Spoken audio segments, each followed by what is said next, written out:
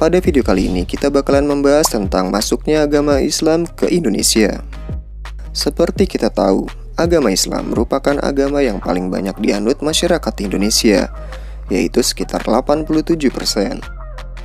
Lalu bagaimanakah proses masuknya agama Islam ke Indonesia? Mari kita bahas guys. Untuk mengulik proses masuknya agama Islam, kita perlu membedah teori terkait masuknya agama Islam ke Indonesia guys. Teori tersebut yaitu teori Gujarat, teori Mekah, dan teori Persia. Teori Gujarat. Teori ini didukung oleh Snook Horgrove, Willem Sotherham, Bernard Fleck, dan J. Pitt Nepal.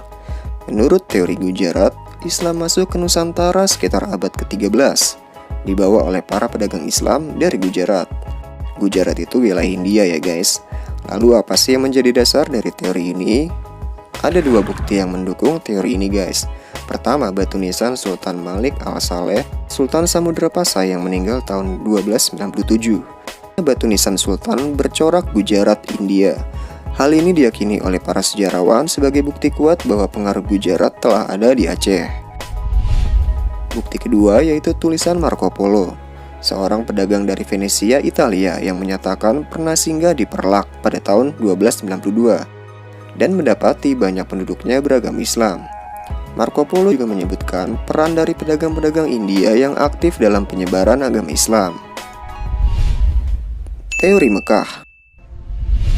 Teori ini didukung oleh Buya Hamka dan J. Van Leer.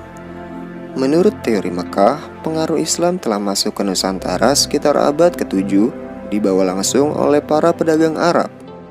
Dasar teori ini adalah adanya pemukiman Islam tahun 674 di Baros, pantai sebelah barat Sumatera. Para pedagang Arab tersebut juga melakukan pernikahan dengan penduduk lokal sehingga agama Islam semakin menyebar di Nusantara. Menurut Hamka, kedatangan awal bangsa Arab tersebut tidaklah dipengaruhi oleh faktor ekonomi, tetapi lebih kepada motivasi dan dorongan untuk menyebarkan agama Islam.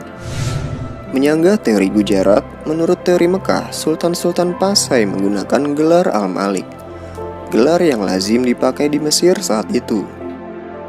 Selain itu, teori ini meyakini Islam yang berkembang di Samudra Pasai menganut mazhab Syafi'i, mazhab besar di Mesir dan Mekah pada masa itu.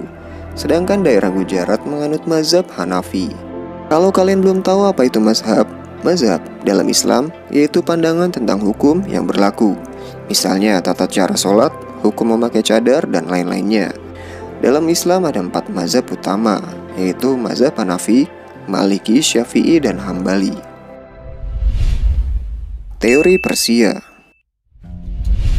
Menurut teori yang didukung oleh Husain Jaidiningrat dan Umar Amir Hussein ini, Islam di Indonesia dibawa masuk oleh orang-orang Persia sekitar abad ke-13.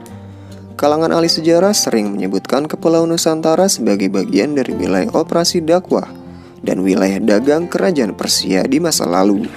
Bukti pendukung teori ini adalah adanya upacara tabut atau tabui. Upacara tabut diperingati setiap tanggal 10 Muharram di Bengkulu dan Sumatera Barat untuk wafatnya Hasan bin Ali dan Husain bin Ali, cucu Nabi Muhammad. Perayaan ini disebut juga dengan perayaan Asyura.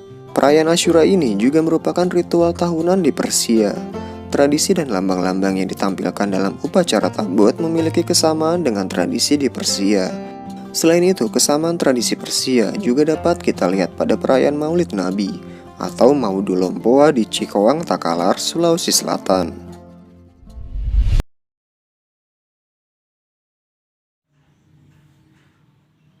Menurut saya, sejarah munculnya agama Islam adalah terdapat pada teori Mekah, di mana dalam teori ini pengaruh Islam telah masuk ke Nusantara pada abad ke-7, dibawa langsung oleh pedagang Arab.